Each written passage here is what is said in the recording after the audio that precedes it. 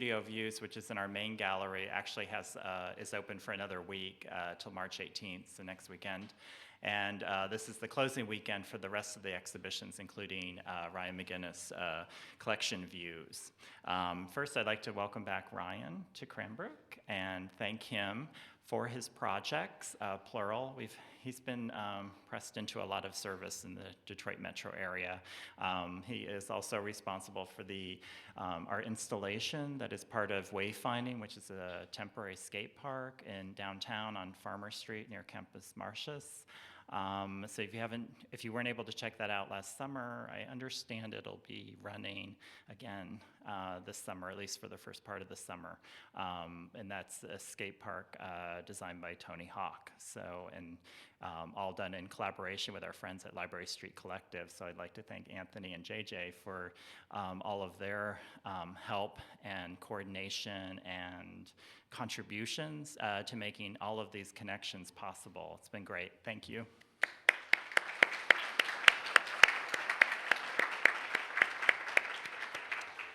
We are also celebrating the publication of Ryan's newest book, which is called #Metadata, which has everything, I think, to do with the show upstairs.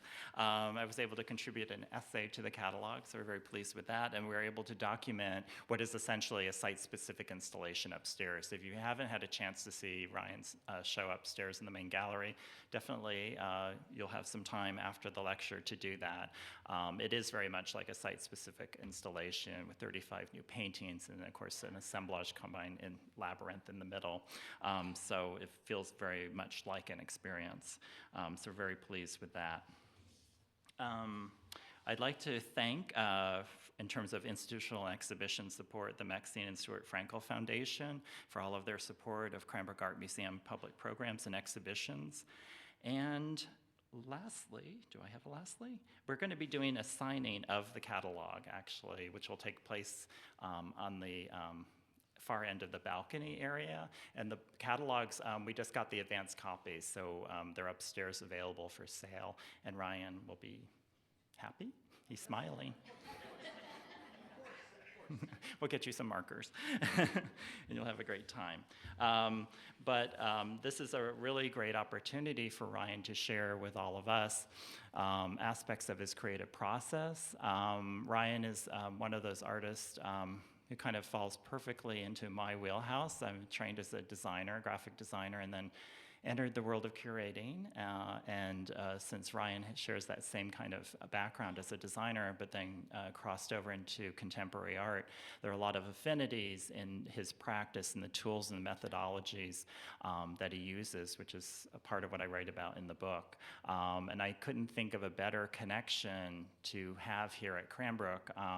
We were speaking earlier, Ryan's of course younger than me, but we were, at the same time, there was a lot of experimental graphic design happening here at Cranbrook when I was a student here, and that was also of interest to him, and so there was that natural connection. But for a lot of what happens here in terms of experimental graphic design, Ryan is, of course, somebody we could point to and say, well, here's somebody who's taking all of that knowledge and all of those skills and parlaying it into a whole new area of practice that is not the traditional area of practice for a designer. So we're very excited about that. So hopefully the students here will be inspired by that kind of artistic practice and that kind of opportunity.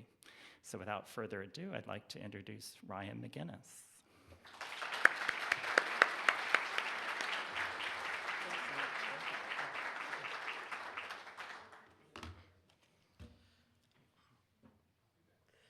Andrew wrote a great, insightful essay for the book, so I appreciate that a lot. It's one of the few essays I can actually point to and guide someone to if somebody really wants to understand where I'm coming from. He really kind of gets it, and so I'm really super psyched to have that in the book.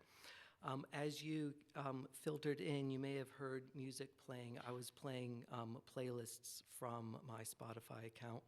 I listen to music all day in the studio, and I make numerous playlists for painting and sketching and drawing and varnishing and packing art and cleaning and songs for studio visits and photo shoots. And if you'd like to listen to them more, they're all public. but that's really an aside. I'm going to be sharing with you 10 talks, 5 minutes each, and I'm going to set a timer to help me keep pace. And we're going to start right away with a party, or rather 50 parties. 50 parties is a project that I did from 2009 to 2010, where I hosted a different party with a different theme, a different concept every week in the studio. There were 50 parties, 50 themes, 50 weeks in a row in the studio. There were no sponsors and there were no strangers, and all my guests got one of these little membership cards. The idea came about, as most of my ideas for projects do, out of frustration. I was living in New York for about 15 years by this time, and most of the parties in Manhattan usually had some kind of commercial agenda attached to it. They were usually celebrating like the launch of some, bullshit designer vodka or something silly like that. And so that was the idea. The idea was to kind of strip away any kind of commercial agenda to parties and just have parties for the sake of parties. Use party as a medium. These are some of the facts about the structure. It's every Friday at 9. Again, every week was a different theme, a different concept, and those ranged from paintball to wine tasting to summer camp, Vogue ball, goth party, cougar hunt. In some cases where we invited like a subculture into the studio to host a party, we would have them bring their guests as well. Let's see, there was a photo booth in the studio. These are some of the invitations. Every week there was a different invitation for each party. Technically, there were 51 parties. We did a practice party, party 00. These are all 50 invitations, and you can get an idea of the range and the themes and the different concepts that were being expressed through the medium of party. The first one was a white trash barbecue. My studio is in an old factory building. I'm on the top floor. I'm on the 6th floor, so I have access to the roof. A lot of times the party spilled over onto the roof. I wanted to do a paintball party at the very beginning of the year because I thought it'd be great if we shot up the whole studio and had paint splatters all over the studio and left it that way for the entire year. But what I didn't know 2 things about paintball. One, it's really powerful and you could get hurt. And secondly, those little balls of paint are filled with fish oil. And so the studio stank and everything was oily and slippery. The Shoot the Freak idea came from this horrible game out in Coney Island. I don't know if it's still there or not, but between 2 buildings in an alley, you can buy a bucket of paintballs for like $5, and someone would run around the alley and dodge and try not to get hit. You could try to shoot the person, shoot the freak. Anyway, so I put the bar in the back of the studio, and you had to actually navigate through the field to get a drink if you wanted to drink and try not to get shot. We did a summer camp. People camped out actually on the roof of the studio. I thought it'd be great if I rented a bear costume and scared people in the middle of the night, but the only costume I could find was this silly kind of cartoon bear. So we had a pool party. We got over 20 bags of styrofoam peanuts and filled a pool and then returned those peanuts on Monday. We did a lot of that, buying and returning for the different parties. We did a luau party. We did a goth party. We did a Vogue ball. We did a cougar hunt where we invited a group. They actually host real cougar parties for cougars and cubs, like a kind of a dating service. We invited them to come into the studio and host one of their parties. You can't do a series of parties without addressing sex, drugs, and rock and roll. So for 3 weeks in a row, we did each of those. This is the drug party. Of course, with each of these parties, you can imagine there are a bunch of stories to tell. And at the end of these 10 talks, I can certainly access any of these slides and answer any questions. I hope you have a lot of questions, so I can easily go back to any of these slides. We did an Oscar burlesque party. Sometimes the parties fell on something that was happening in culture, and this week it was the Oscars. And so we combined it with burlesque shows. We had burlesque performers doing performances based on some of the nominated movies. We had an Atari rave where you could play Atari 2600 that was enlarged, blown up projected on a screen. We did spring break with Jello wrestling, and we had frat gear, Alpha Sigma Sigma. We did an autopsy, which actually scared a lot of people. Some people came into this party, saw what was going on, turned around and left. We did a fight club. There are a number of actually different underground fight clubs in New York, and we invited one of these clubs in and hosted one of their fights for the night. Kenny Scharf was actually the host for a sunshine party. Kenny usually does these kind of dark cosmic cavern parties. I want to do the exact opposite. We did a prom party. Okay, so that's my timer. Let me zip through the rest of these. The prom party, I wanted to invite a senior, so I had an 86-year-old friend, and I invited her. She's in the middle. She was my senior date. And one of the last parties was a naked party where everyone got naked, and we painted everybody. It was a black light party, so it was in the dark, but you were painting, you could glow, and it was exciting and fun. My friend Spencer Tunick actually hosted this party, and so he usually takes large groups of people and photographs them naked, so it was perfect for him.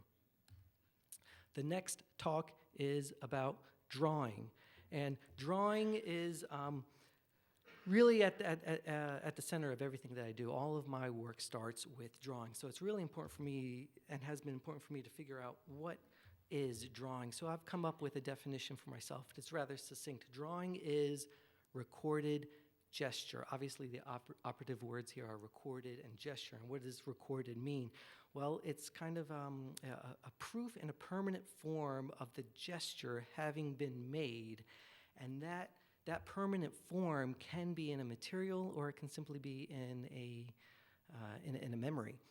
Permanent, of course, is problematic because nothing is forever, and you can actually have memories for a long time. So I even include in my definition a recording in your memory. Gesture is a movement of part of the body to express an idea or a meaning, and this can be quite literally as an extension of your hand, or eye movement, or blowing your breath. And so as examples, you can make drawings with your eyes and tracking eye movement. You can make drawings. You can make drawings with light, of course. You could blow bubbles, blow a dandelion. These are drawings. With gesture, you can sign, and those gestures are recorded in your mind, in the viewer's mind. Another example of drawing is recorded gesture. Shadow puppets, of course, we can consider, or I can consider these drawings. This is obvious Matisse with a long stick. Dance, you can draw with dance or moving your body, of course. And again, it's really, drawing is important to me because it's at the core of my practice. And while in theory I have a broad and generous definition of drawing, in practice it's actually very tight. And my drawing process includes coming up with a very rough initial sketch, going through a sketch process to get to what I call like a solution or a final sketch, taking that final sketch, bringing it into the computer and making a technical drawing, which is essentially a vector file. In the end, my drawings are mathematical equations, and that's what a vector file is. And all of that is to say that I can't sit down and make just a beautiful drawing. I have to go through this process to make something beautiful to get to where I'm going. The final vector drawing then serves as one of the ingredients for all the paintings and sculptures and installations and other materializations of those equations that become my work. This is an example. This is what that looks like. Ink on paper. I'm trying to find the underlying geometry. When I do, I can bring that into the computer and again make a more technical, geometrically perfect drawing. These are spreads from a book I made that outlines a lot of the standards that I go through in making my work. These are some of the tools, and this section in particular pertains to drawing. These are the markers, and only the markers that I use in the studio. And again, this is some of the sketch process. This is actually Romulus and Remus on the left, and then you can see how the vectors are built on the right. And again, all of those final vector drawings become the ingredients for example, get collaged together through silkscreen process in a painting or in sculpture. This is mirror polished aluminum on the left and then acrylic on the right. And then I also make things on the other end of the let's call it price point spectrum, and some mass-produced products like skateboards and t-shirts and soccer balls. So with digital drawings, of course, there's no original, there's no quantifying what a digital drawing is, and size doesn't matter, and you only have relative scale in the digital world. And again, all these drawings allow for multiple materializations. And again, this is kind of more directly what that process looks like. This is an example of me taking a final inked sketch, bringing it into the computer, tinting it back, using it as a template, and then making a more technical drawing on top.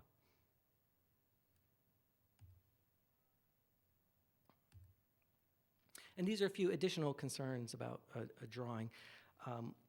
What is the difference between writing and drawing? Can we consider writing a kind of drawing? What difference does intent make in drawing?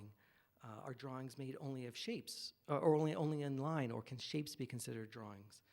And what role does authorship play in relation to drawing? So for example, this is writing, handwriting, and then typesetting. There's my timer. I'm going to zip through this. Intention, putting a writing instrument on the end of an elephant trunk, or putting it in the hands of a chimpanzee. Are these animals intending to make drawings? The same could be asked of a child, and what is the intention there? And even if you strapped a pencil to the end of a branch and let the wind make a drawing, is that a drawing? Does intention even matter? The clouds and the trees here don't necessarily intend to make those images. What is the intent of these drawings? These shapes by Matisse are drawings of sorts. These are early paintings of mine where I was obsessed with making paintings of drawings, and in particular questioning the authorship of these drawings, because I was using drawings that I found in the public domain, and drawings that had no authors, that belonged to everybody. The next talk is on influences, my influences, starting with my mother. She was a very creative person who made crafts all the time, and these are examples of some of the things she made. You can see, obviously, they're very simplified icons and symbols. So those are the kinds of things I grew up, that were around me. When I was in elementary school, I was fortunate enough to go to a school for gifted and talented kids where I studied art for 1 day a week. And from an early age, the study of art was instilled in me as a discipline, and it was difficult. This was a test from grade school that I had to take on Marc Chagall. So that was a big influence going through that program. I also grew up playing soccer, and I played for my city. It was a travel team. And at the end of every match, we would trade patches from our city with the other team, and we would collect these patches from all up and down the East Coast.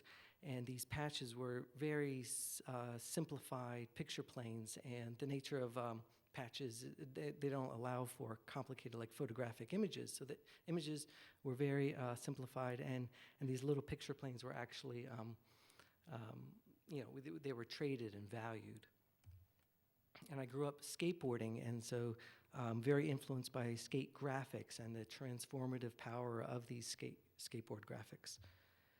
This was 17th Street Surf Shop. I loved this logo. These two fish coming together to form an S at the same time just blew me away. This is a spread from my junior high yearbook. Computers were a big influence. I was in the computer club and the art club at the same time. And about this time, junior high and into high school, I discovered this thing called Dada and the Dada movement, and that was a huge influence, this anti-art movement between the world wars.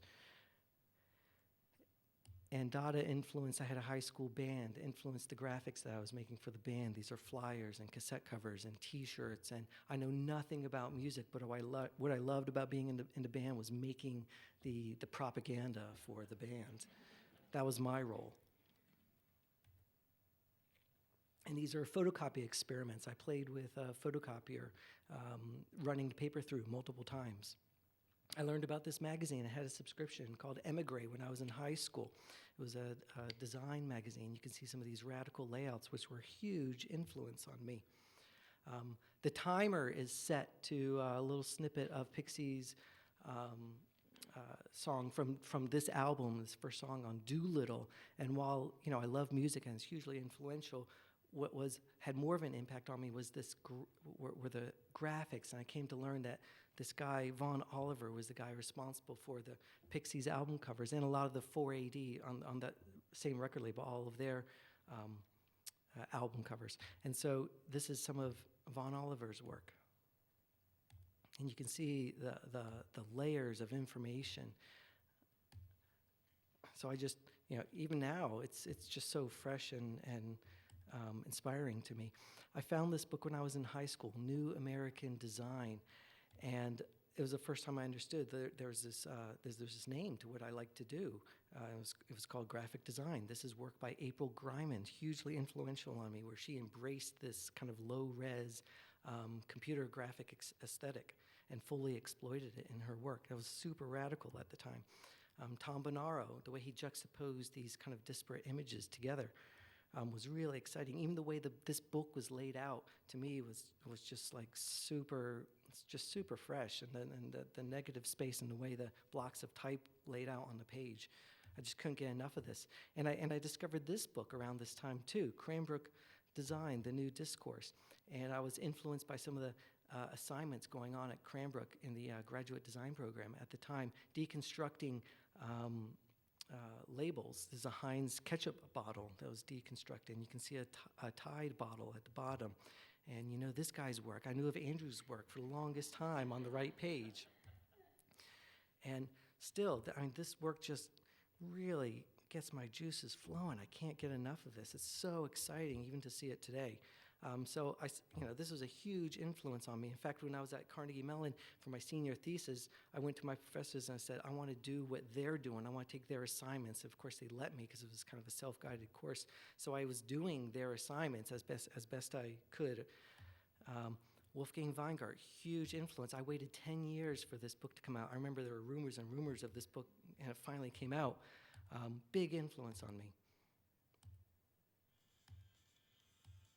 That's the timer. Neville Brody, I'm going to zip through these really quickly. Big influence, graphic designer, British graphic designer. He designed the Face magazine as well as numerous other things, including a lot of things in the music industry. But here you can see just bold black and white graphics that I just can't get enough of. Look how he kind of distilled down the word style on the left side.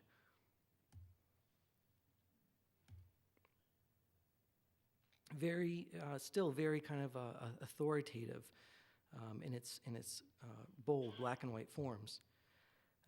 And even today, I'm still collecting as many books about logos and icons that I possibly can. This is, of course, just one example. And every time I travel, I'm photographing the street signs. And this is a segue into the next talk on skateboarding. As I mentioned before, I grew up skateboarding, but I was never any good at skateboarding. What I loved, the same as being in a band, I was never good at music. I don't know anything about music, but I loved the graphics. I loved painting my decks and my friends' decks and silkscreening T-shirts and just trying to figure out how graphics worked and why some logos were cool and others weren't, and the transformative power of having the right logo on what was otherwise just an ordinary T-shirt. So these are some of the boards that were being released around this time that I just couldn't get enough of. And I recognized from an early age that walking into a skate store and looking at essentially oil on wood panels, because at the time all the boards were silkscreen and oil paint, that experience is just like the experience of going into a museum and looking at oil on wood panels, and you're making value judgments based on the aesthetics. These are early paintings of mine on skateboards. I was showing these in galleries at the end of the 90s. Again, this was at a time when I was obsessed with making paintings of drawings in the public domain. I was also making these cardboard skateboard ramps as sculptures. And I did a series of grip tape paintings. This is a colored grip tape on wood panel. These are about 2 foot square, and of course they reference minimalism and Ellsworth Kelly, but they're actually side views of ramps. They're different transitions.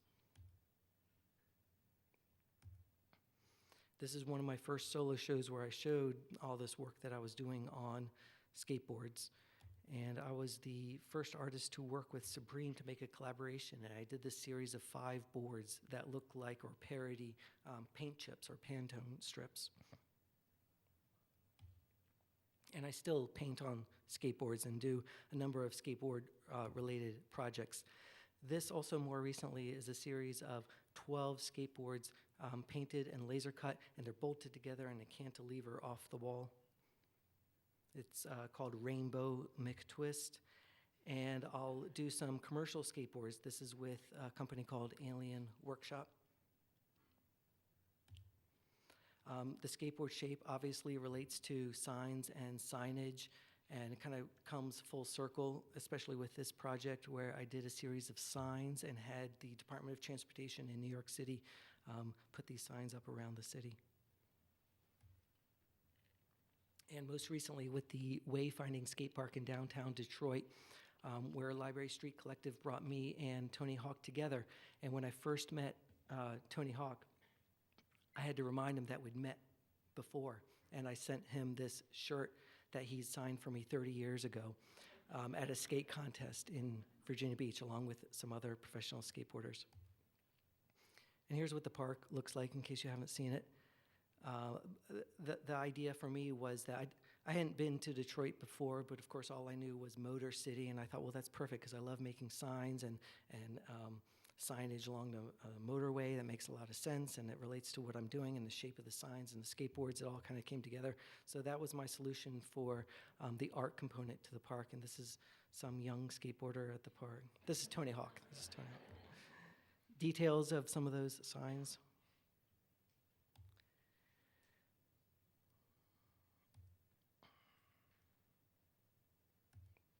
The next talk is called Studio Practice Makes Perfect.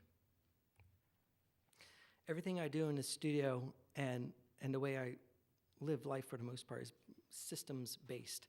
And for example, I've kind of quantified all of these tools in the studio and made drawings of those tools, and this is a painting of those studio tools.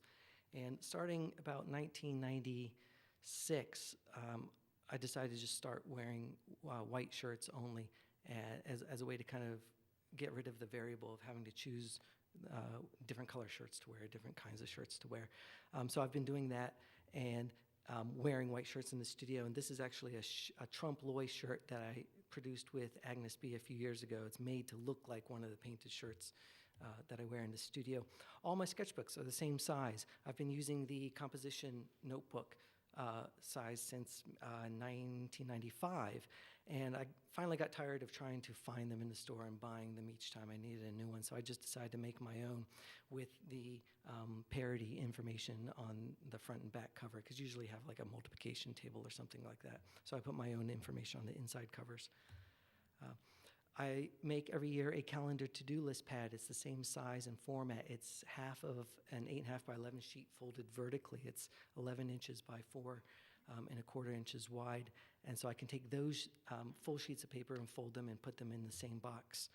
And I have blank pads in my studio where I write additional notes that are also the same size. So again, this idea of everything having, everything that doesn't have to do with the work properly is systematized into these different formats. Even the graph paper that I work on is 30 inches by 22 inches with 2.5 inches border on all sides, printed in a very specific gray grid, and I get 2,000 of these made each time.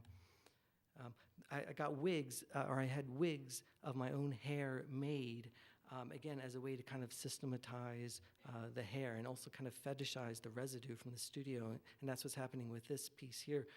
The silk screen, the squeegees that I use in the studio, they wear out. You can actually sand them down and sharpen them up, but it's easier just to buy new ones. And with the old ones, what I do is turn them into these squeegee trophies.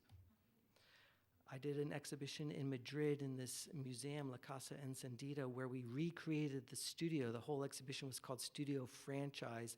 And in order to franchise the studio, I had to create all of these systems. And in parallel with this exhibition was an exhibition that was partially installed.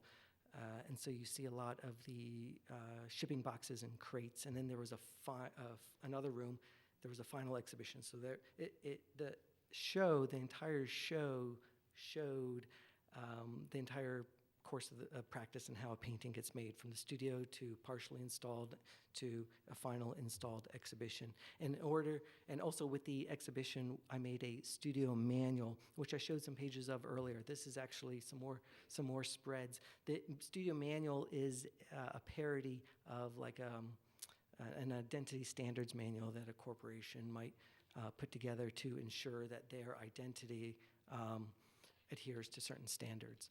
And so while it is a parody, a lot of the information is real, including how to tell the story of the artist, the short version, and then the long version, how to communicate that and stay, quote unquote, on brand.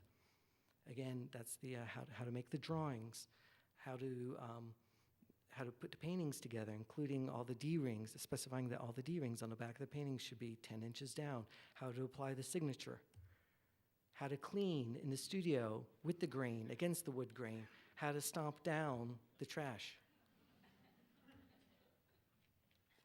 And a human resources section about codes of conduct and sexual harassment. The next talk is about a body of work. I make a lot of different bodies of work. This in particular is called the black holes. The black hole paintings are built on these flourishes and fleur-de-lis that kind of fold in on themselves. This is an example of a 6-foot diameter black hole painting painted in fluorescent paint with fluorescent adhesive vinyl on the wall behind the painting and then photographed in black light. And that's what's going on here.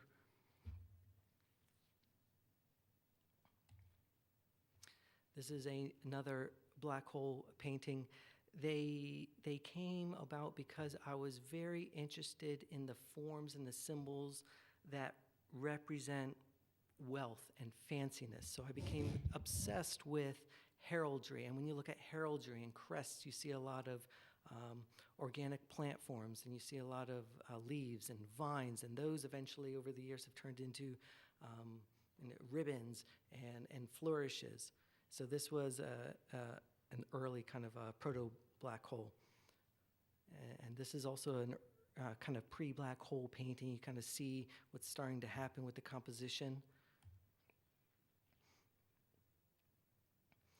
Another idea with the black hole paintings is that they would eventually just become meaningless, and they would be about nothing and purely decorative. My goal was to make the fanciest painting possible, even approaching a spiritual experience.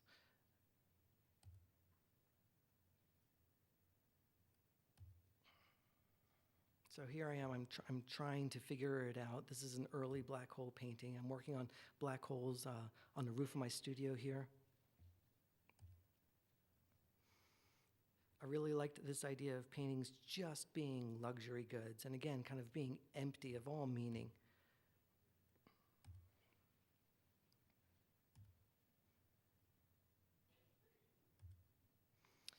I was making some black hole lithographs, and that's what's happening here.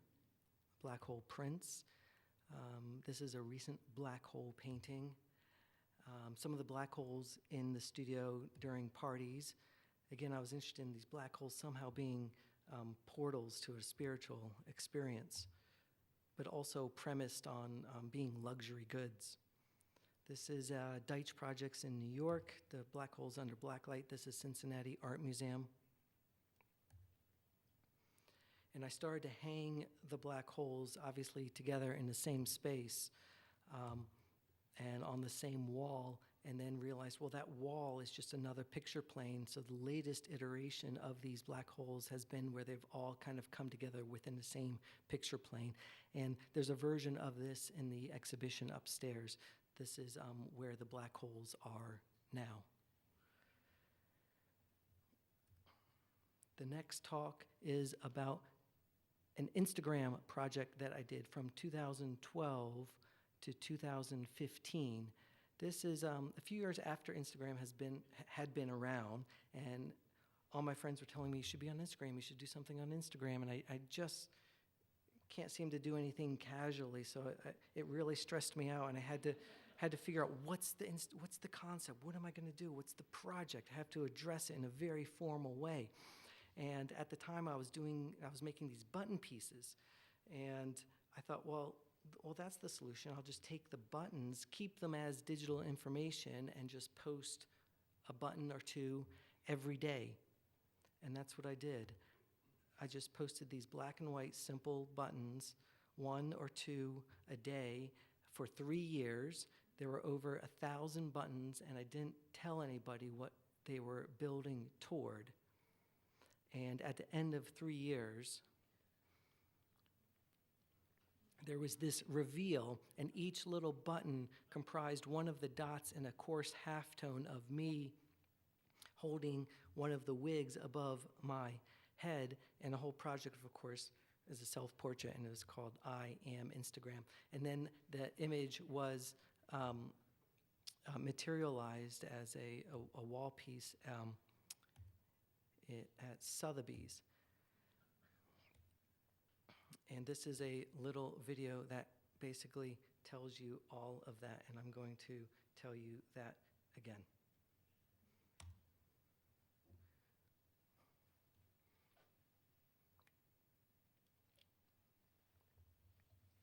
Welcome. So we're in my studio here. So we're in my studio here Chinatown in Manhattan. in Chinatown. So for a few months, people kept encouraging me and asking me, People were telling me, you gotta get on Instagram. You gotta do the start Instagram using thing. it. So when I decided, okay, I want to tackle When I Instagram. decided, okay, I want to as a tackle publishing Instagram platform and make work specific to as the a digital platform, make work Here's a specifically body of to work that I've already been working on. It seems like a Instagram. perfect Here's a body outlet of work for that I was already working on. Because I'm buttons, creating and I it thought, well, that's a digitally, good match. and it's a digital platform, it makes a lot of sense for the work to live in that way. I decided to create the kind of I decided to create the kind of So, anti-Instagram. no photographs, making work that's specifically to that medium. Making work specifically that lives to only the medium. in, It lives only in this Instagram. digital. Furthermore, to format. kind of Well, use furthermore, it as an to opportunity kind of for use it all as of an opportunity these buttons that to display so all I've these gone buttons that I've back been and working kind on. of So culled the text. I went from back and culled about 20 from years of sketchbooks sketchbooks. from about 20 years, all of These little phrases, these little notes, notes, and these circles, and these little circles, phrases and actually these little turn phrases into actually some turn of the into Instagram posts, the which look like these. Instagram posts that look like these. So I've been making button pieces for a while. So I've been making button and pieces quite for literally, a while. And, the oh, you material know I- what I should do? This would be a great time for me to tell you that I do not have many clothes. Just them as buttons and then pinning the buttons to canvases and then making kind of larger meta images. so these out are of some of the button buttons. pieces The idea is that I that was making. from, you know, The 50 idea is feet that from away, like 50 snaps feet in away, focus, snaps in and then when you focus. get up And when you really get up close, close, then you can read you the can individual read the buttons. individual buttons. The end is the end reveal of this is larger halftone that image. you And the halftone see image this is larger image. it's a self-portrait, again, of me holding up a wig of my own hair, which is a reference to Warhol's Fright wigs. But of course, it's not artificial hair, it's genuine. It's my own hair. It's my own hair. The reveal will show that, in fact, the whole Instagram feed has been a self-portrait. It was a And it's called self-portrait. Instagram, capital I, lowercase NSTAGR, capital AM. So it's I am Very Instagram. clever. And like I said, it's all a self-portrait, which in fact what everyone's Instagram project is. It's a self-portrait. Everyone's What Instagram everyone makes project is a is a self-portrait. self-portrait. What everyone So, makes is a that's self-portrait. the idea. So that will be the end of this project. So that's that.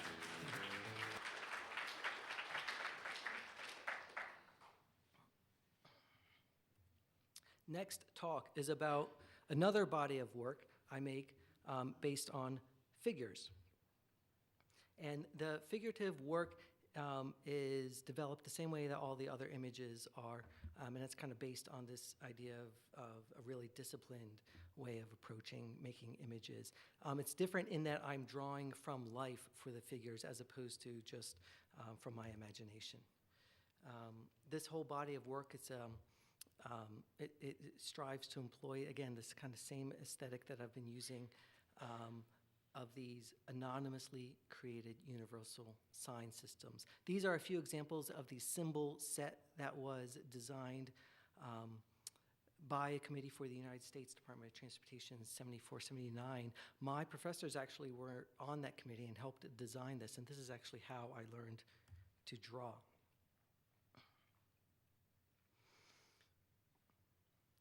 My thought has always been that the development of this kind of aesthetic, again, kind of like end of 20s into the early 30s, mostly Eastern European artists, was co-opted by the state and by industry because it was so effective at efficiently communicating to a broad audience. So these are some examples of artists who were working at that time. Garrett Arntz is a huge influence on me. So utility was attached to this aesthetic pursuit as a new service industry began to be formalized, and that, of course, was graphic design. So my thought was that this aesthetic pursuit kind of spun off from official art history because it was so good at communicating that there could be a utility attached to it. And then this is more work kind of made in that spirit of creating universal symbols. Lance Wyman's Olympic sign symbols, Otto Eicher in 1972 developed a symbol set.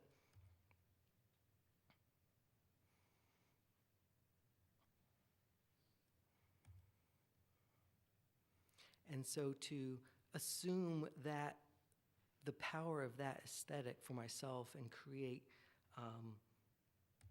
images with that visual language has always been the idea, with all the work and then with the figures in particular.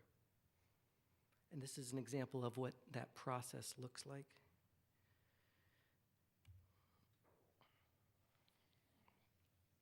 And of course, again, since the drawings are vector files, they're equations, there's no quantifying them, and they can be reproduced or produced infinitely, and furthermore, taken apart and rearranged.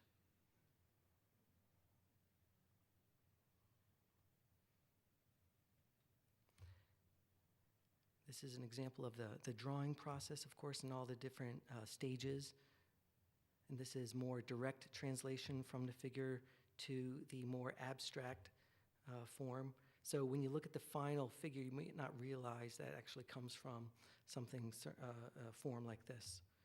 These are cyanotypes that I've made with this series of works. Paintings under blacklight. The sculptures are where the figurative is now morphing into the abstract because I'm using and taking apart the figurative parts. Details of the paintings, a print on the left and another sculpture on the right.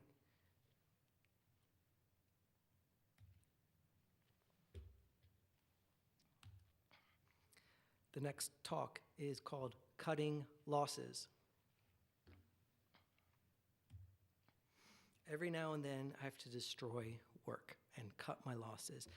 In this example, this is a porcelain baked enamel panels that I received from the fabricator, and they just weren't perfect, and I had to destroy them and had them make them again, and of course send the fabricator proof that I destroyed what they had sent me. These are more porcelain baked enamel pieces that I had to take to the metal junkyard in Chelsea. Actually, you can see this great Kenny Scharf piece in the upper right-hand corner. I had to destroy these. I had to cut my losses. I was making acrylic sculptures in the studio that just weren't quite right. This was about the same time that I had the paint guns in the studio, so I just used them as target practice and shot them up. This was a sculpture I made. It's called Kissing. It's 2 fiberglass discs that rotate in opposite directions.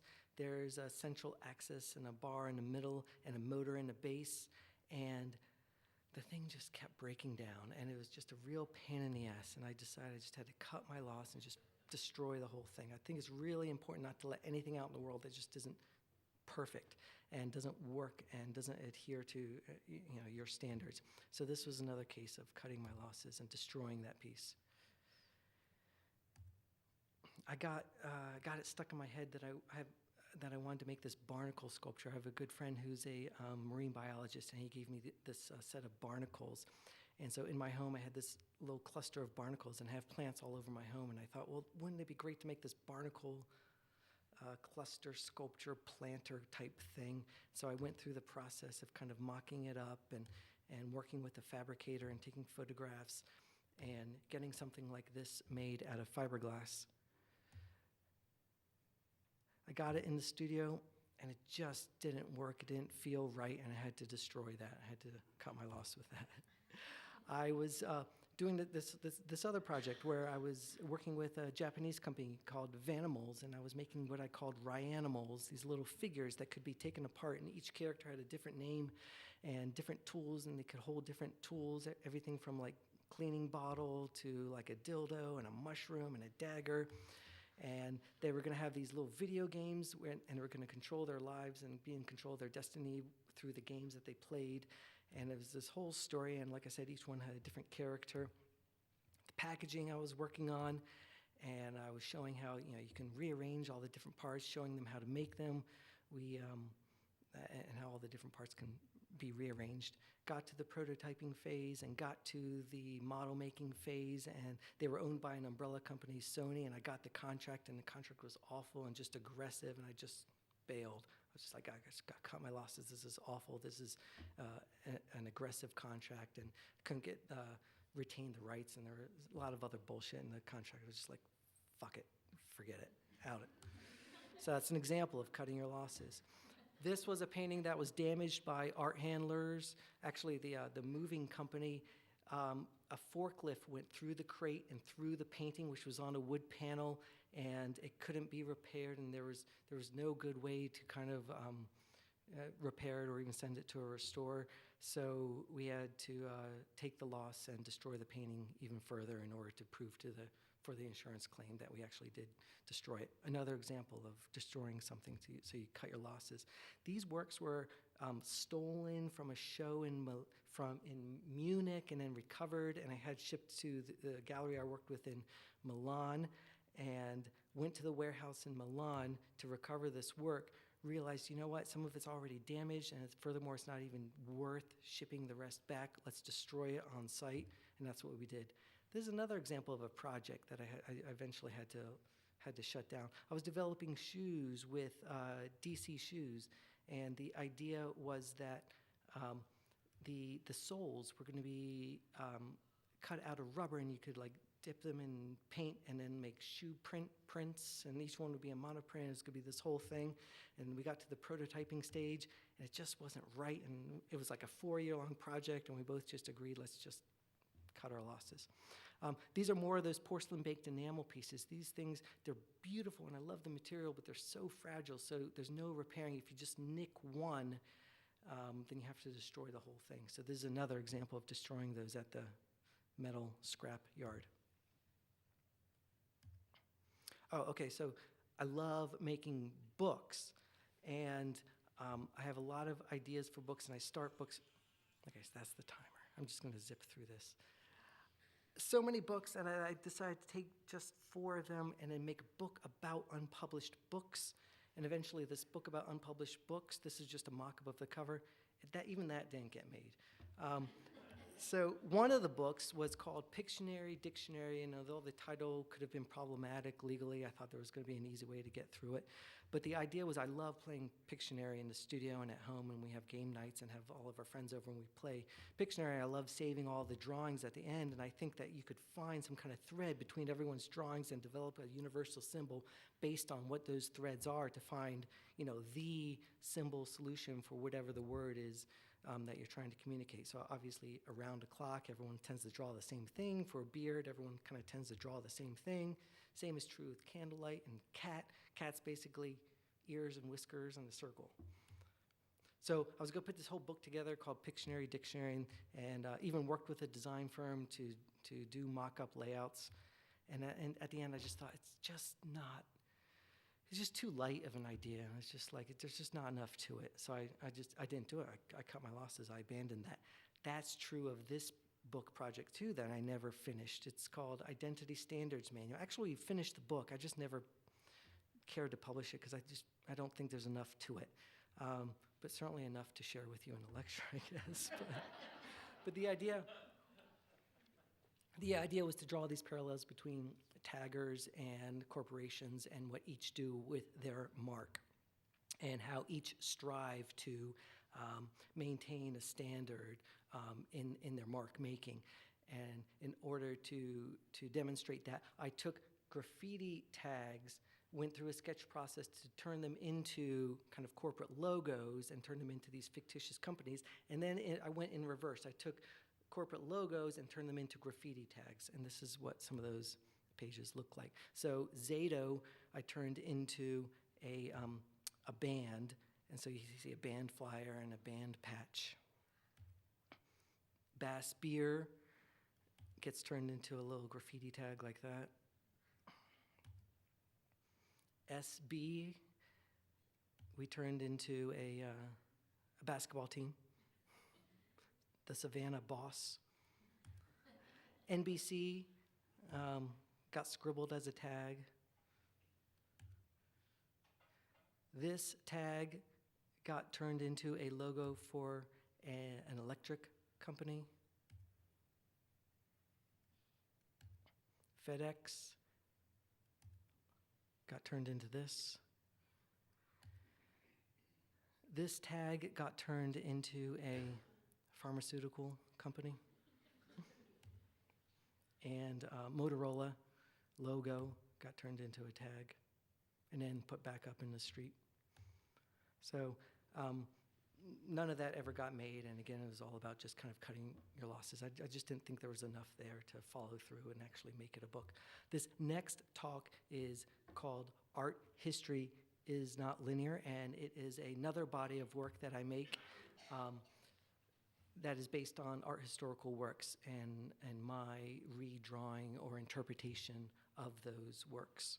So I'd been doing this for a while before the Virginia Museum of Fine Arts came to me and wanted to do a commission, and I thought, well, why don't I take this idea and apply it to the museum?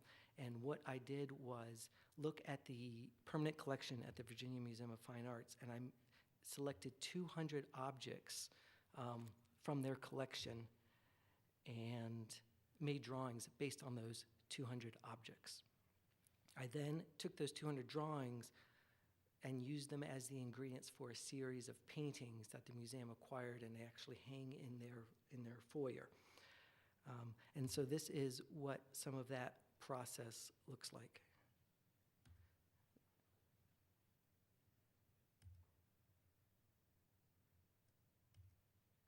In some cases, it's a direct translation like this. In other cases, I'm taking elements of the work. So here you see a picture within a picture, and it turns into a drawing like that on the right. So they're not necessarily symbols of the artwork, but they are symbolic drawings that are inspired by the artwork.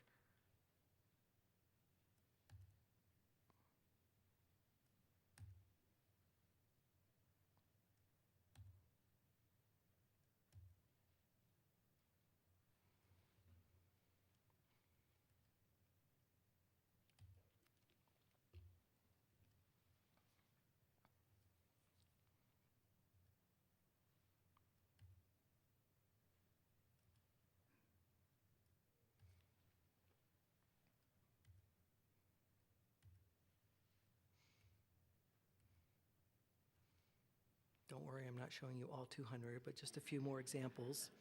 And in a case like this, I was just interested in the crown of thorns in the head and the hand in the lower right-hand corner of that painting. I was really drawn to that, and then recombined them.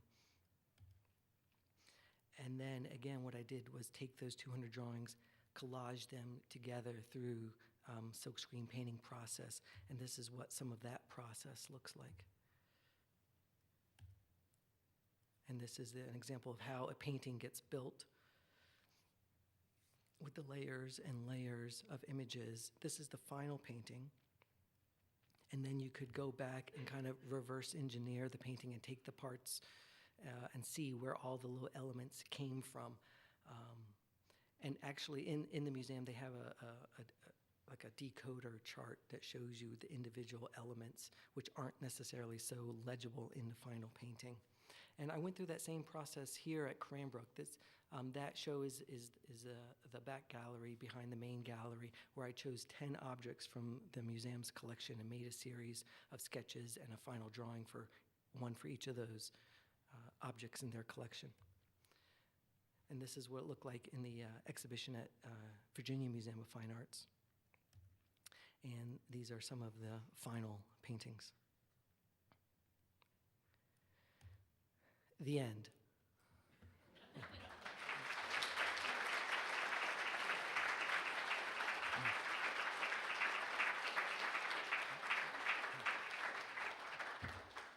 So I'm hoping we can open it up to some questions, and I hope I have answers. And furthermore, it's easy for me to go back to any of the slides. I had to zip through a lot quickly, so I'm sorry for that. But if you want to see anything again, just let me know.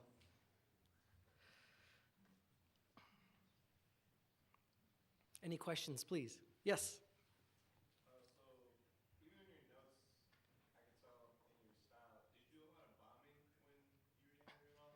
No, yeah. Yeah, you know what? I see exactly what you're saying in the way I kind of make notes and write. I never did, to answer a question directly, but I definitely feel an affinity and a lot with graffiti writers, and a lot of my friends are graffiti writers. The closest I ever came was like putting up stickers or posters in the subway.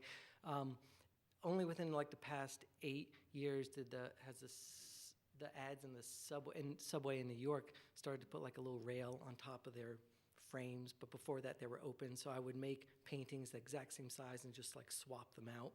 And when I first got to New York, just because I was just so excited about sharing the work and getting it out there, as everyone is. So that's the closest I ever came, but not necessarily like tagging or bombing or anything like that.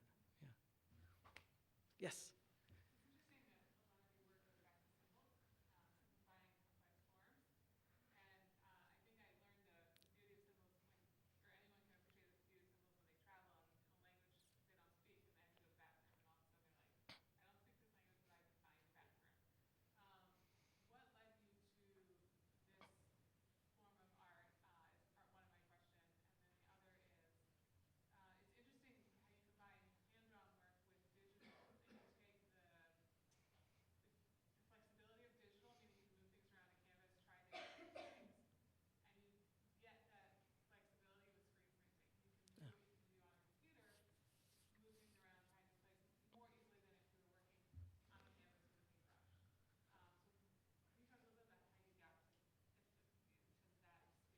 Sure. So the first question is, I guess, how I came to want to draw symbols, I guess. And that really came from growing up in a surf and skate culture where I was surrounded with symbols and trying to understand why one symbol was, considered cool and maybe one wasn't. And then furthermore, how one symbol or graphic or logo could transform a t-shirt or a skateboard, or that was kind of the differentiating element was the graphic. And so when I couldn't afford any of the cool brands, and so I would paint my own skateboards and screen my own shirts, and then my friends wanted the things that I was making, and I would do that for them. And that power was really intoxicating, to make something that people wanted. And then furthermore, to create a kind of a parallel to the authoritative cool brands was also very kind of intoxicating. I wanted to learn how to do that. And so that's what eventually led me to learn that there was this thing called graphic design, and then to study graphic design. So I studied graphic design, and then I minored in painting at the same time. And the pursuits were in parallel and didn't necessarily merge till even after I moved to New York. And maybe this further answers your question, when I would have friends come over to the studio, this is maybe late 90s, and I was doing a lot of graphic design work to pay the bills. I was doing a lot of icons and logos and things like that. And also I was making, quote unquote art. And when you start out making art, you make things that look like art, in order to ensure that you're making art. But so my friends would come over to the studio and they're like, okay, these paintings are great. But they were bewildered by the design work because they didn't have those skills. And like, you did that? How did you do that? And like, and that work resonated more with them.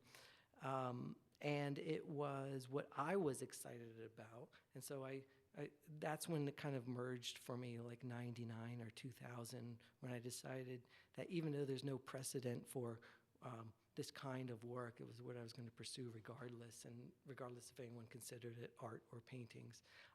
Now, granted, there was kind of an aesthetic precedent in the work of like Ashley Bickerton and others who had appropriated logos and maybe appropriated these kinds of forms, but not made original images. And that's what I was really interested in. So I think hopefully that answers your first question. And the second part was more about, I'm sorry? Okay, got it. More questions? Yes, please. I guess my big question is, do you believe in spontaneity at all? Is there stuff there? Everything is so controlled, but is there spontaneity that you don't really talk about? Because for me, part of art is the magic of spontaneity. Yeah, you know what? I absolutely agree. And there are these times in the process where I do allow for it. So for instance, although all the elements in a painting like this are very calculated and controlled and, ahead of time, they're highly systematized even, the process of making a painting like this is very intuitive. And so I will make an image, make a mark, stand back, respond to it, make another mark, and that's where the intuitive process comes in. That's where the spontaneity comes in. And then furthermore, in the silkscreen process, I will, I'll do it incorrectly and very purposefully fragment images and, not silkscreen properly. I don't use hinges or registration marks in order to get to moments in a painting like this that I certainly could never have been planned out. And either it works or it doesn't, and that's the exciting thing about the process, because when it doesn't work, you have to fight against the painting and maybe even start over it sometimes. So yes, the spontaneity and intuition is kind of built into the system. Yeah. Oh, okay then. Yeah. More questions, please. Yes. You used your extended screens to create a maze in the gallery. Are you working in that direction? Are you going to be doing environments, or are you working in virtual space, or pursuing that anyway? I'm not pursuing virtual space or virtual reality or anything like that. And it just doesn't resonate with me. But I love making environments in which to kind of locate the work. And I've been painting on the walls on which the paintings have hung for a while. The screen combine maze upstairs came about because I was transitioning from wood silk screens to more stable aluminum screens, which stay square, they don't warp, and they're lighter, and so many more advantages. And I was stuck with all these old wooden screens. I didn't know what to do with them, and because I'm super thrifty and I don't want to throw anything away, I started to bolt them together, I started to paint on them, and I found that I could configure them together so that they could all be within a more or less 6-foot square format. And so there are 52 of them in total, and I've painted all of them. And this is the second time that I've built a maze. This one's a lot more, this is the more ambitious of the two times. I'm not going to continue because I don't have any more wood screens. I don't know what I'm going to do with them. But so, no, I'm not going to continue with that. Yeah. More questions, please. Yes?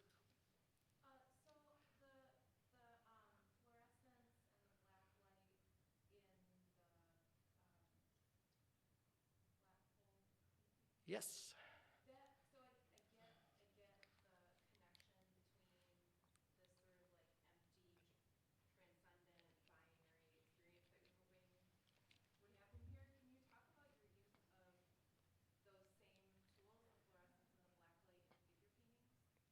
Oh, yes. So I'm very interested in using the kinds of pigments that can only be experienced in person. Although you get a sense of it here, seeing fluorescent is a real world phenomenon because of the properties of the paint. You can only experience it in person or fully appreciate it in person. And so that's why I use fluorescent paint and metallics and pearlescents, iridescent paints. And so that's why the use of those colors carries over to other bodies of work.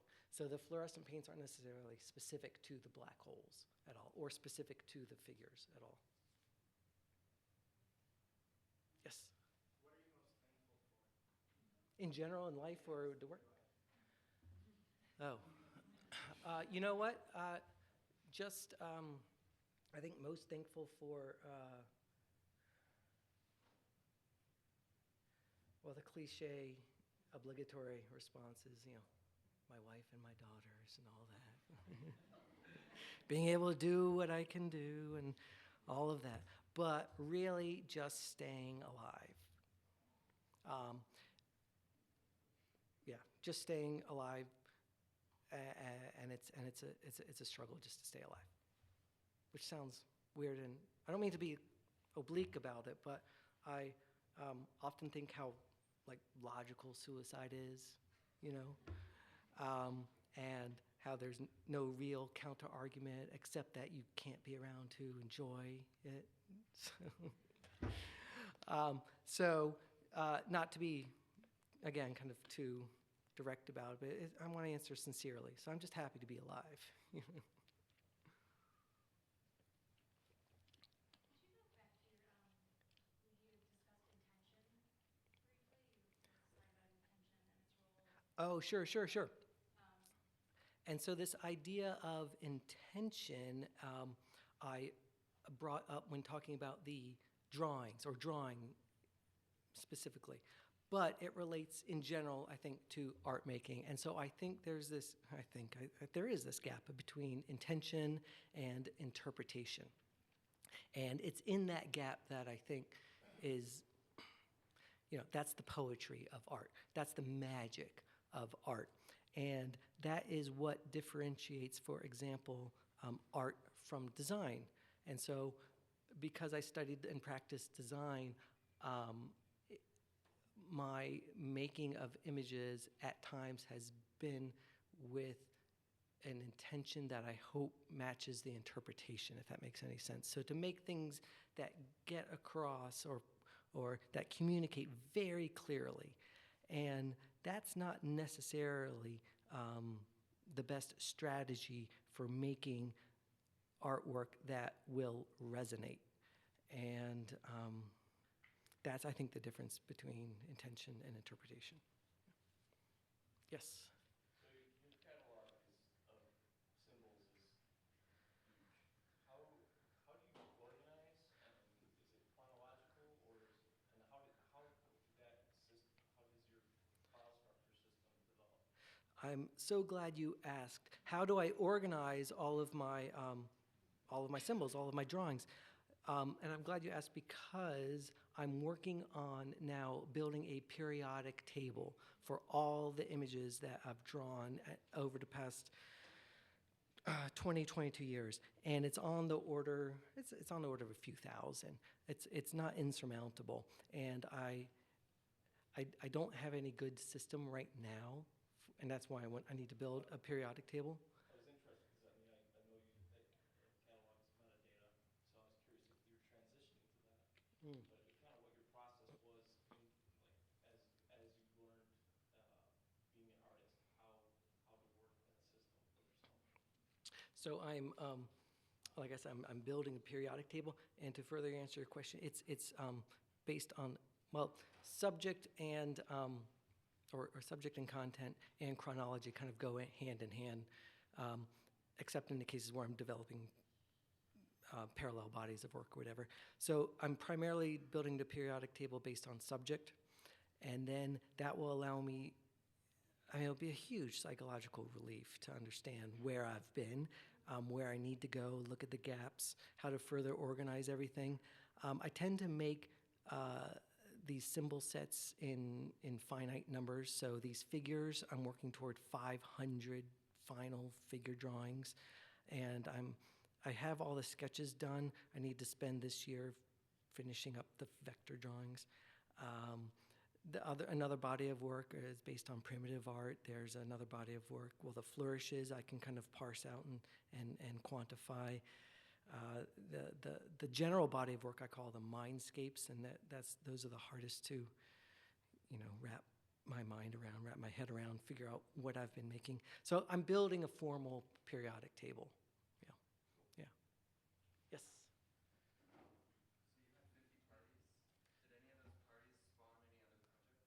Oh, that's a great question. So the 50 parties, as I showed you, they ran the gamut, and there was a whole range of them. Did they spawn any other projects? Gosh, let me see. A book.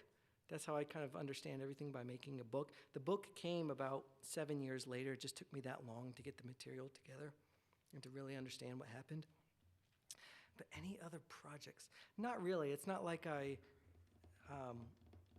it's not like I decided to do a body of work based on cougars or fighting or anything like that. The 50 parties were largely autobiographical, and a lot of the inspiration for the parties came from like growing up in suburbia. So of course I went to prom, and we had a prom party, and we had a skateboard party actually. We had a debate night where we had high school debate teams come in. It was, and we didn't serve alcohol that night, and everyone left. We ordered soda and pizza, and it was the most boring. But I grew up debating, so we had a debate team party. So they were more about the past, I think, for me, than about inspiring any future projects. Yes? The jettisoned idea about taking the tags and making logos out and taking the logos out and making tags about them. I mean, it seemed like kind of a complete thought. So I was just kind of curious why you thought it was a failure or why you decided not to pursue it. Well, I think I agree. It's a very complete, tidy kind of thought and project. I just didn't think it was meaty enough to finish up in a book. I felt like it was appropriate for maybe a point of purchase book that you would find on the counter at the checkout at Barnes & Noble or something like that. And I didn't want to make a book like that. So I just didn't think it was meaty enough. As complete a thought as it is. There wasn't enough to it. Yeah. Yes?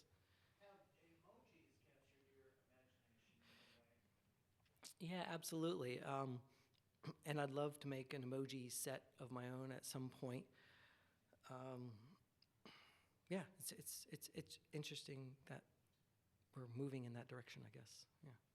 But I think the success of emojis have to do with how they're open to interpretation, and with just a subtle change, and their use, and their agreed upon meaning changes, and it's cultural. And so you might have something that might, or they're used as metaphors sometimes, is kind of what I'm trying to say. And I think that's why they're so powerful, is that their meaning can be manipulated if we all agree. And it's a way to encode communication too. So the way young people use emojis is completely different. And they could send, something to an adult, and it just wouldn't read and wouldn't communicate. So it's also a nice way to encode communication. Yes, we'll go back. No, I'm sorry. So we'll go back spatially. Yes. Yeah. I am a designer, so I think that a lot of interesting design comes from juxtaposition, dark and light, masculine and feminine, curves and twists, straight lines. You take two opposite shapes and put them. I see a lot of juxtaposition in your work. Is that intentional or spontaneous? The juxtapositioning of kind of disparate meanings is intentional. When I'm building, let me just find an example. So let's say I'm building a painting or building a picture plane. I'm doing that primarily based on my notion of what makes a good composition. And so in a painting like this, if you look at the individual elements, you can find meaning, and then if you look at how two are paired together or what happens to be next to each other, you can, project another kind of meaning. But the positioning of each element is not with those anticipated meanings or interpretations in mind. It really is more about how to pull your eye around this square in particular. And, in this case, you can see there are like 3 black holes within, and they're all strategically placed. And this is what I would call an all-over mindscape painting, and I try to make it, just as even and balanced in color and form as possible. So I guess the juxtapositions are not intentional. Yeah. And yes? You shared your use of structure in your thought processes and your execution of works, and I was just curious, can you describe a day in your studio practice, how you spend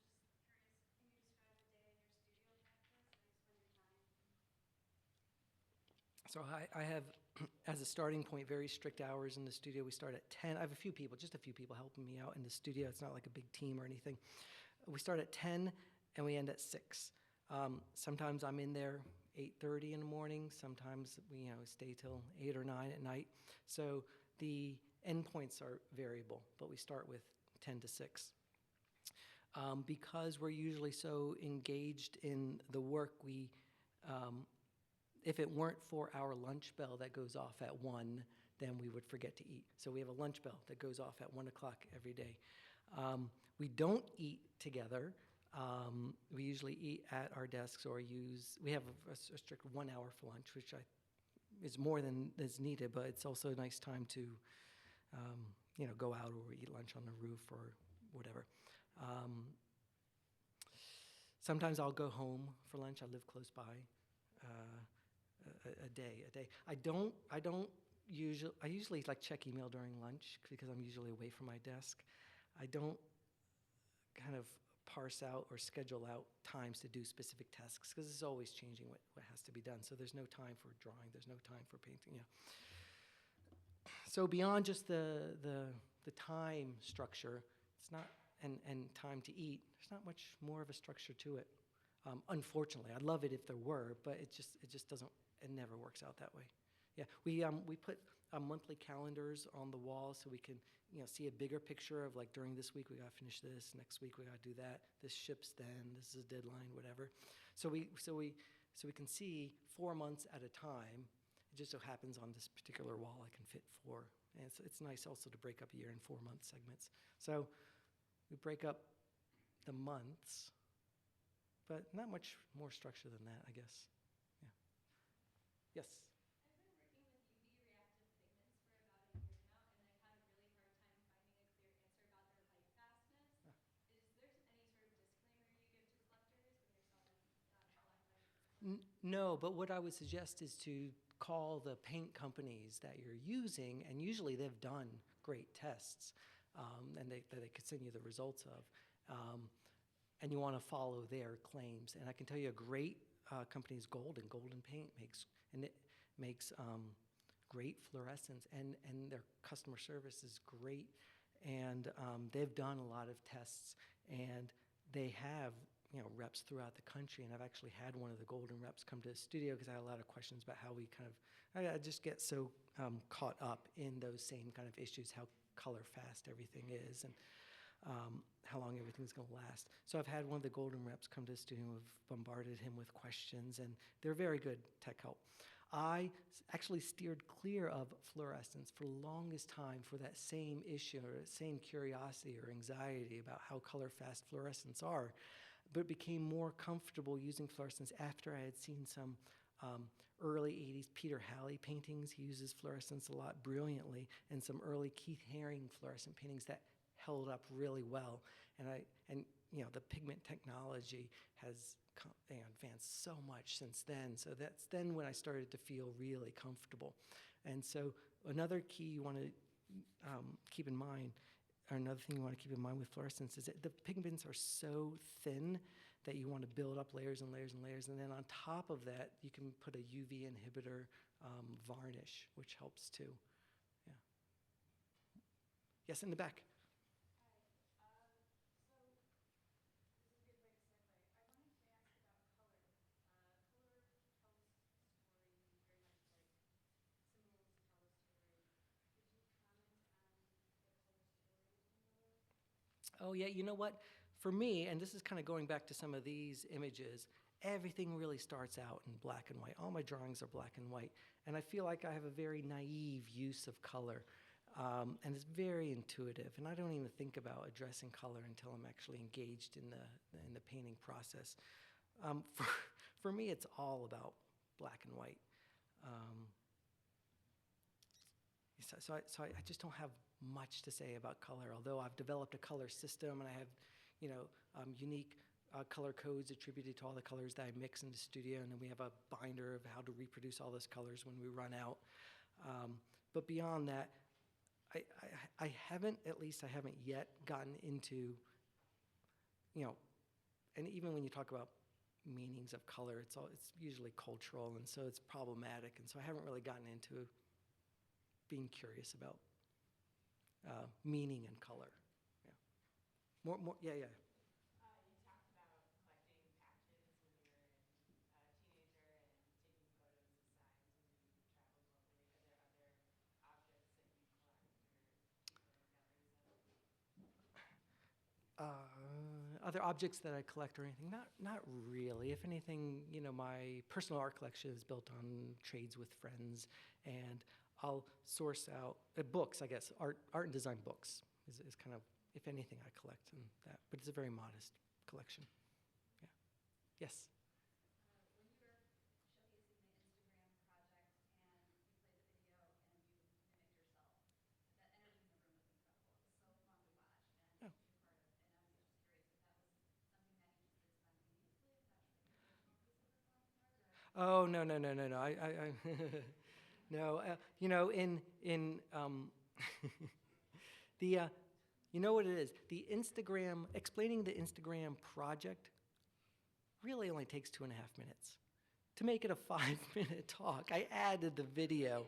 But then the video just repeats what I said. And I thought, well, why not just push that even further and just repeat it again? No, it was just something I thought about doing and rehearsing this talk. Yeah. Yes? I apologize up front if I'm way off on this one because this is like 25 years old. But were you involved with Pop Smear magazine? And if so, Oh, yeah. How were you involved? Oh, yeah. So there was a magazine in New York, 95, 94, 95, 96, 97, 98 maybe, called Pop Smear magazine. And it was started by a friend of mine. That friend I met because he also started a company called 1-800-Postcards. And I was printing postcards, and his office was just like 3 blocks from my studio at the time. My studio was on Broadway and Prince. And so I met this guy who's the same age as I was, and we were friends and had a lot of friends in common. And then he started this magazine, and he asked me to design a few issues. So I was officially the art director for 4 issues, and I designed 4 issues. And it was at a time when I was doing a lot of design work for magazines and record labels and companies designing logos and icons and things like that. So yeah, I know Pop Smear magazine. Yeah. Yes. do you name any of your work, and if so, what is that process like? So do I name any of my work? Do I title any of the paintings? And I title every painting. Well, that's not true. Sometimes I'll do series and they're just simply untitled and with a descriptive parenthetical, because it's important to not only for every work, nothing leaves the studio without being put into our database. So not only a unique database number is attributed to every work, but a unique title also helps just to keep track of the work. So sometimes it's untitled with a descriptive parenthetical phrase, but mostly it's an inventive title that comes from an ongoing list of titles that I keep, and then when a painting is done, I'll just match up a phrase with what I think is going on in the painting. And so I'm not starting with the title usually, unless it's something very obvious. Like I've been doing a mother and child series, and that obviously starts with a title or an idea. So that's what that process is like. I'm always keeping a list of phrases. Yeah.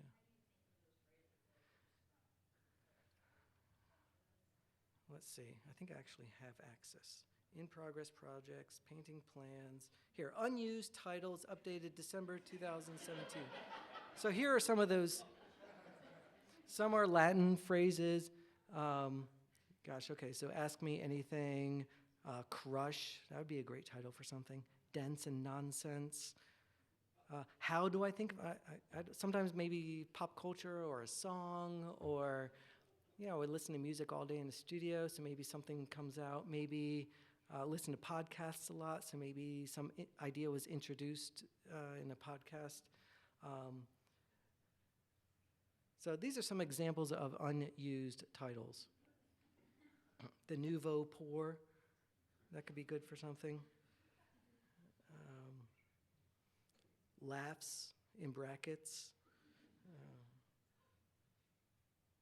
Sometimes they're expressions. Again, sometimes they're Latin phrases. So that's how I title. More questions, please. Yes? Have you ever considered doing motion graphics with your vectors at all? I have done some motion graphics, or I guess I did a few. But what I learned by going through that process is it's not really my thing. It's not my medium. Yeah. So I tried it. Yeah. What else? What else? Yes. Talk about doing a project with Supreme, and is that just a one-time deal, or is there projects in the future for you? Oh, yeah, so let me see if I can find those boards. Okay, so here they are. These are a set of skateboards. I made them with Supreme in 2000. It was just a one-off project. I know the guy who started, James Jebbia, and he asked me to do the boards, and I said yes, and it was just as simple as that. I think actually the process involved me pitching a few different ideas and coming up with some mock-ups or whatever. Again, this was done in 2000. I think they made 500 of each of the boards. No plans to do any future boards, Yeah. Yes. How much do you pay attention to street fashion? It's really big right now, especially with hip-hop becoming the most popular genre of music and stuff like that. Very little. I just don't have my finger on the pulse, or I have no idea what's going on as far as like streetwear or fashion or hip hop goes. Yeah. More questions, more questions. Yes. How did you get turned on to the silk screening? And I'm assuming you are in full control of it. And are they usually in a series or just a single?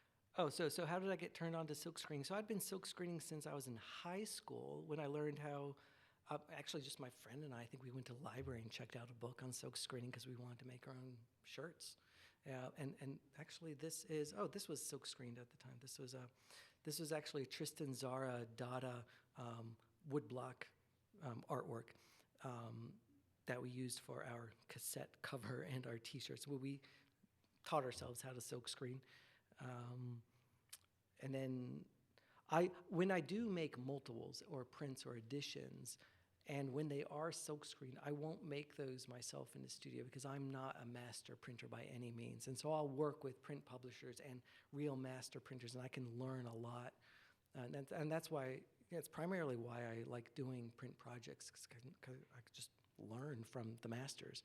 And I'm by no means a master silk screener. And as I mentioned before, I really do it the way you're not supposed to do it, meaning there are no hinges, there's no registration marks. I just grab a screen, I kind of eyeball how level things are. Sometimes we'll use a T-square, and sometimes I'll even just like fragment the image with the squeegee, or mix paint directly on the screen, not knowing what the outcome's gonna be. So I don't really do it very well. Yeah, and when I need to, then I'll work with masters. Yeah. Yes? What was your idea or meaning behind the wig? Oh, yeah, so the wigs are, again, part of this metadata body of work where it's I was kind of starting to quantify the systems to make up my costume and identity in order to franchise the studio. And then furthermore, the wigs are a reference to Warhol's fright wig, and made in opposition to those wigs, which were synthetic and a put on and part of his costume and part of his phony public persona. And so to make wigs of my actual real hair is a gesture to say that I'm more genuine and honest. I go through these 5-year cycles of loving and hating Warhol. I'm in a love mode right now. Yeah. More questions, please. Yes. You mentioned you have a very limited wardrobe, and I've seen that sweatshirt on you in this presentation. Yeah. Did you just wear that all the time? And if so, what is it about that particular? That's really a coincidence. I think I have 3 of these, so when I find something that I like, I'll get a few, knowing that there's no way you're ever going to find this. I found this at a flea market in Amsterdam. And actually, a friend of mine said he really liked it, so I gave one to him, and I only have 2.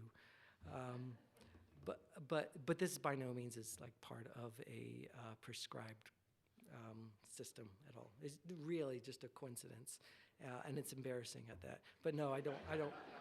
I don't have many clothes, I guess. But more questions. Yes. Is there any works that you're particularly proud of? Any works? Yeah, any of your works that you're particularly proud of? Oh, I think I'm most proud of the drawings, all the individual elements. This is the core of what I make. This is where I am most in the work.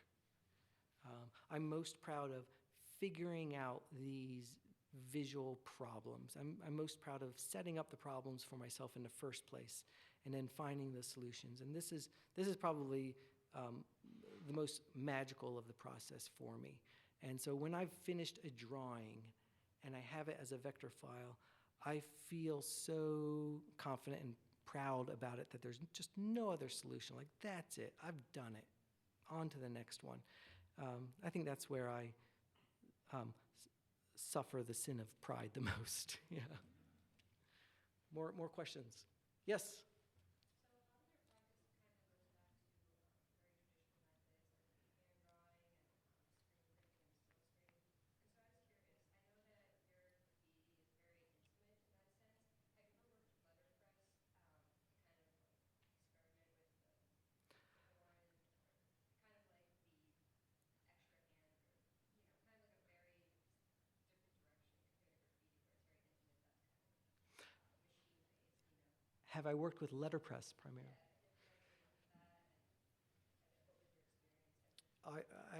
I have. I love letterpress. I love lithographs, printing from stone.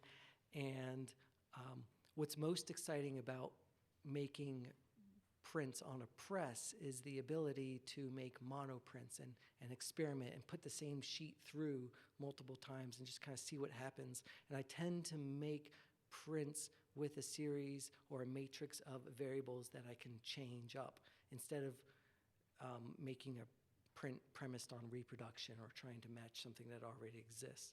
So that's the most exciting way to address, letterpress and lithography or any kind of printmaking process, is to create a set of variables that then you can kind of change and experiment and just kind of see what happens. And letterpress in particular has been really exciting for me. I love letterpress. Yeah. Yes? As a, not a non-artist, but spouse of an artist,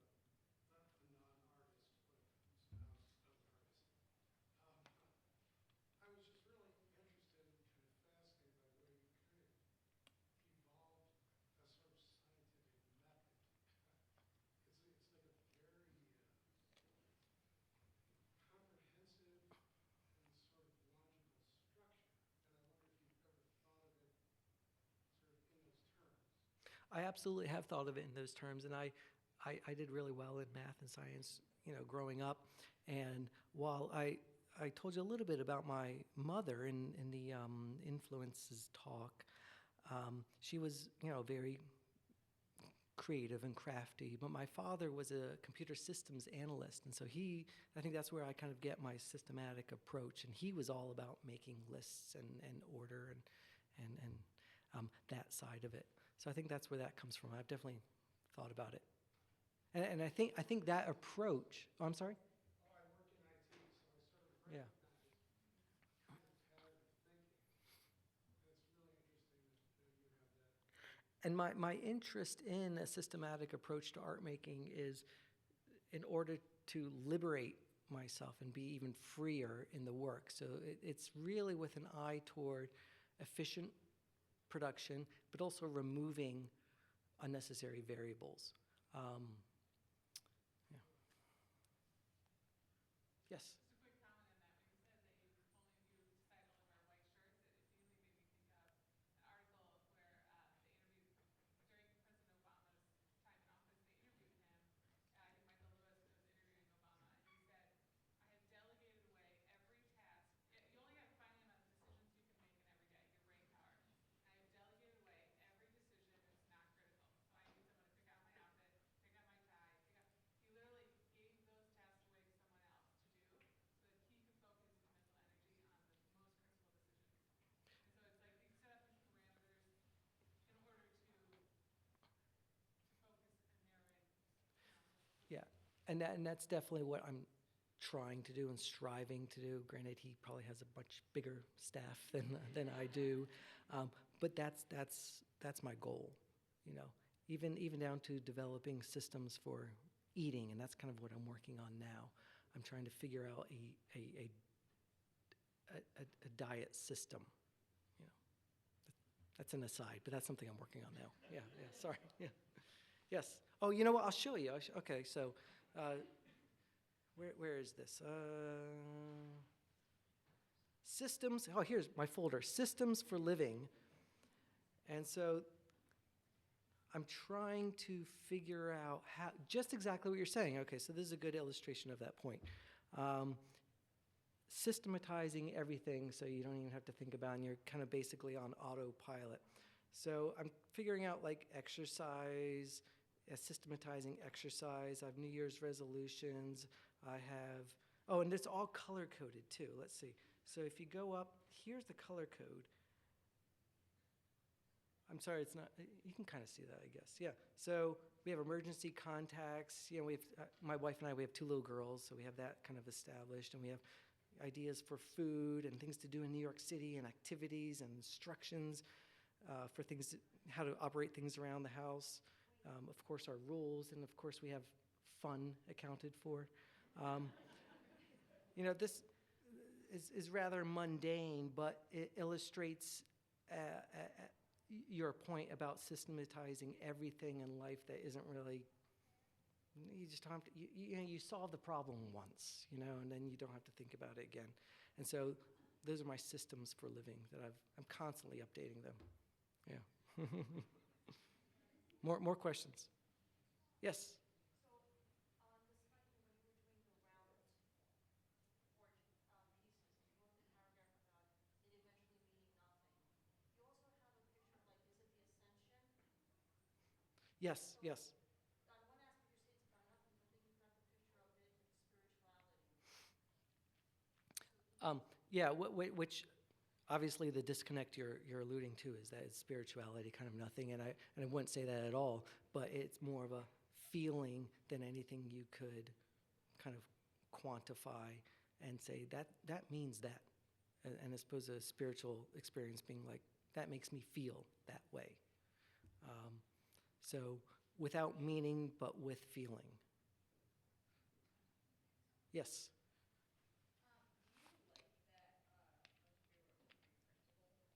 I'm sorry? Do you like that most of your work is then reprintable or reproducible, or do you wish it was kind of like this simple? Oh, well, in fact, it's not very reproducible because of the fact,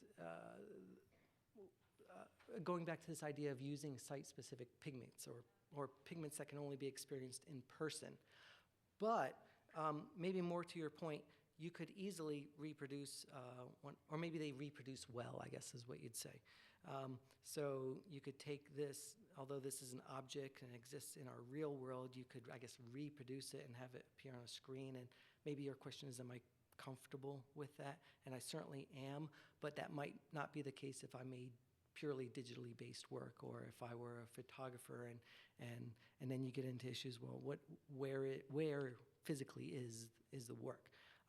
And that's also why I make things, and I love making things, because leaving the work as digital information, although I've done that, like for that Instagram project, I did eventually materialize it so it had a presence in a room. But I need to make things, and that's also kind of why I like making books. You know, I love the physicality of the book, and you know, going to bed with a book. You know, you can really touch it and hold it, and it invades your personal space. Yeah. More questions? Nothing? All right. Well, thanks. Yeah.